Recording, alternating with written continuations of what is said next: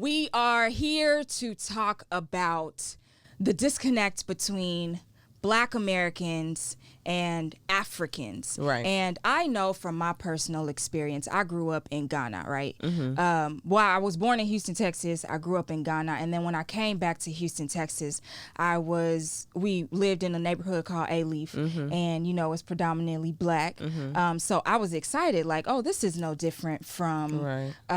Africa. Like, everybody here is Black. Mm-hmm. However, when I got to school, I realized that I was African. I realized that I was dark-skinned. And I realized that there's a difference between being African and African-American, whereas my little naive mind was like, I thought we were the same. You look like me. You know what I mean? So my question was always, what's the difference and what happened? So you get called African booty scratcher, not from your Asian friends, not from your white friends, not from your Hispanic friends. It's Black Americans that call you African booty scratcher.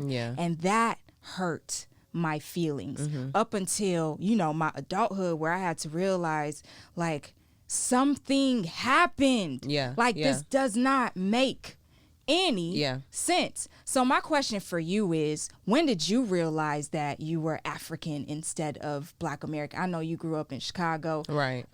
What was it for you that made you realize that there was a difference?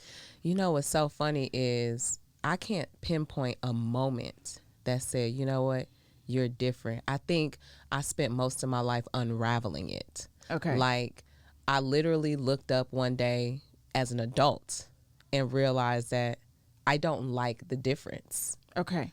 There is a difference and I don't like it. And I'm going to figure out whatever I have to do to help bridge that gap. Okay. So growing up, I knew that I was African because I was dark skinned. I was an African booty scratcher.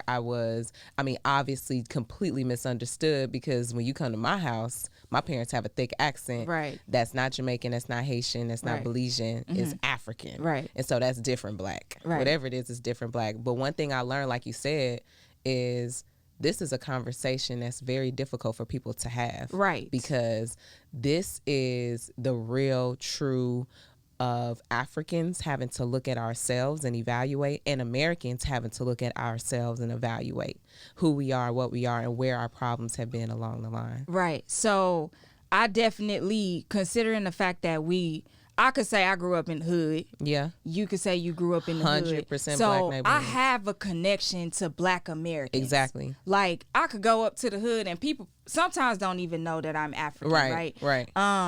However, I grew up in Africa as well. So it's like this middle child syndrome thing. Like, when I go to Africa, they're like, oh, Yankee, oh, you this American girl. You're not accepted by anybody. You're not proper African. You are in Africa or you're in America. Right. So it's like, bro, what's the issue? Like, I'm everything. Like, we're both from one place. Look, right? The problem is you take on the mindset of your oppressors, Ooh. right? And Black people, no matter where we've been around the world, have experienced oppression.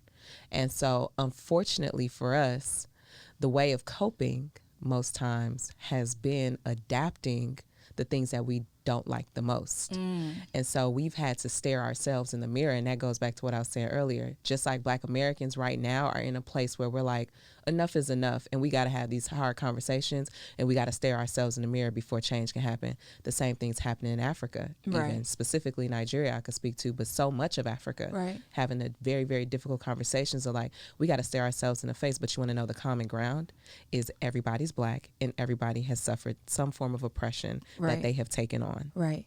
I 100% concur. I agree with everything that you're saying. So with that being said, what happened? What happened? Man, you know, it's crazy because we learned our entire lives one story, but we don't get the whole story. Right. When we talk about slavery, especially not in American textbooks. Why would American textbooks tell us exactly where their wrongful doings were, right? In African textbooks, why would a lot of the African textbooks show where their wrongful doings were, you know? And so these truths are coming out where it's like, okay, British came in and colonized Nigeria, for example, if we're just talking specifically about that. But Europeans came in and colonized Africa, right? And in colonizing Africa, 80% of Black people in the diaspora came from the continent of Africa. 23% of them were Nigerian or of West African descent. That's 4 million people that are in the diaspora right now that generations, maybe 3, 4, 5 generations ago, were directly associated with that soil. And now they're in the diaspora. But when you take somebody from their culture and you strip them of it and you tell them that they are not to remember it or not to call onto it for anything, they're going to hate it. Right. And that's what they're going to pass on to their children's children. And there you go with the divide. So check this out. I, stalk Sean all the time, and she goes to Nigeria all the time, and she put on her stories, which I thought was freaking fantastic. She has been to a place called the Point of No Return. Yep, in Badagry, Nigeria. I'm not gonna lie to you. I'm very emotional. I feel everything. Yeah. So to talk about these subjects, I cringe. And I know a lot of people could feel me because it's like, I don't want to live there. However, what I do like to do is learn and discover, right? So she went to the Point of No Return, and I was able to do a bit of research on there, but I want to have her explain to you how that place even came about. I'll ask you something, whereas is what is the point of no return? Let us know. Yeah, so for me, I was tired of feeling like you talked about earlier, that middle child, where it's like, I'm not Black enough to be Black, considered Black American, but I'm not African enough to be considered African for one reason or the other. And part of me wanted to know, why do Black Americans feel like Africans sold our people into slavery? Like, why? Like, I felt like I needed to help satisfy my own conscience. I need to know what happened on the other side of the soil. Like, y'all told me enough about what happened on this side. What actually happened?